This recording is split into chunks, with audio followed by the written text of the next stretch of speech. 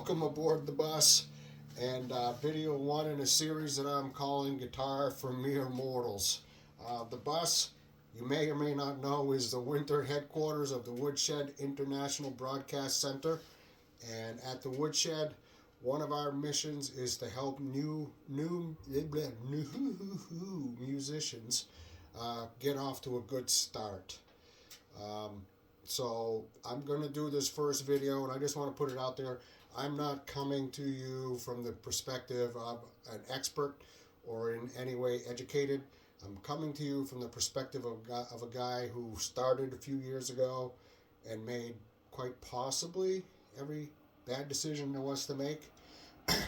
So I'm hoping that somebody will watch this video and maybe get a couple clues and spare themselves a little bit of the mistakes that I made. So what I want to talk about today is the gear. And if you remember nothing else about this conversation, here's an important concept that I want to put out there, and that is the best musicians, absolutely the best musicians, are the ones who will pick up whatever's in front of them and play it. And there are a lot of people like that, and people just pick it up and start rocking, and that's freaking awesome. Now, me, on the other hand, I tend to be a little analytical.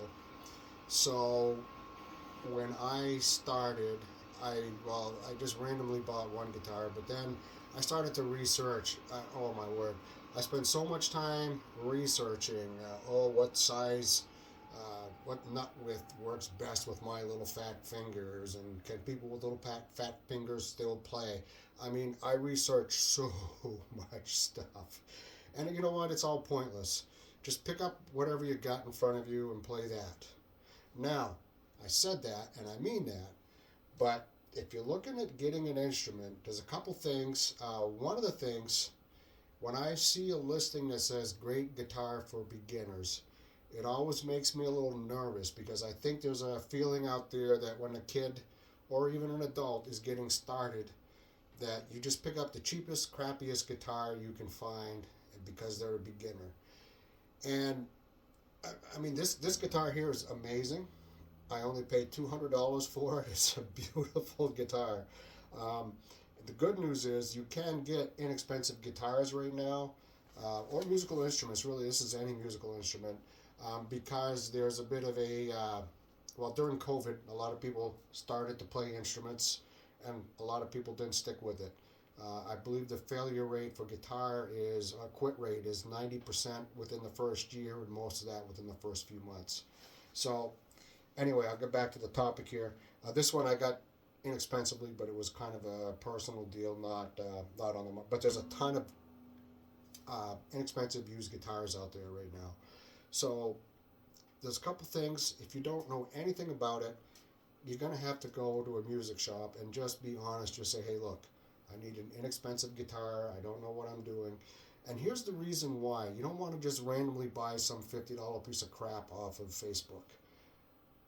If a guitar is really, really hard to play, there's a couple things, and you won't be able to see this on it, but it's called the action, how high the strings are. Is the neck straight? Will it hold a tune? Those things. If those things are out of whack, it's going to make your experience horrible, and you won't stick with it. You're already working in something that the odds are stacked against you.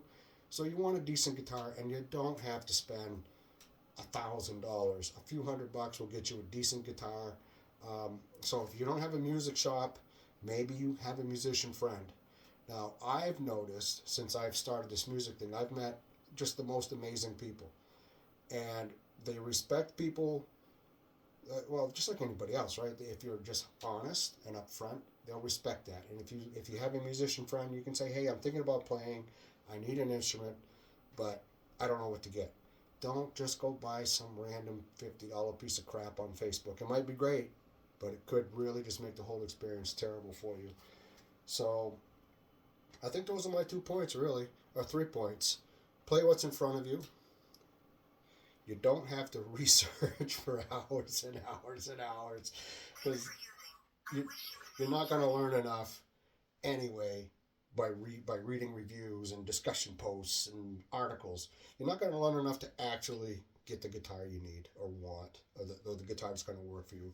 You're going to have to try some guitars. So go to a reputable shop. We've got Northern Lights here in Littleton. They're good guys. You could go to Guitar Center or whatever you have around.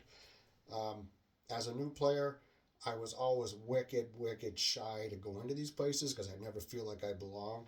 But my theory is if I had just walked up and said, hey, I'm just starting out, I don't have a lot of money, blah, blah, blah, they would have set me up.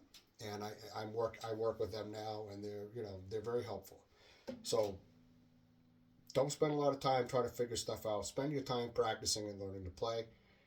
Don't have to buy the most expensive guitar in the world. Also, don't buy a piece of garbage because it's only $50, because that'll just make the journey so much harder for you. Um, and if you have somebody that can help you pick one out, that's a great way to go. Just talk to some musicians, and they'll most of the time they will help you. I have met since I started my little musical journey, I've met so many people, and there's just the most wonderful people that are out there playing music, and you'll be surprised when you get into that community who you'll find. Um, so that's it.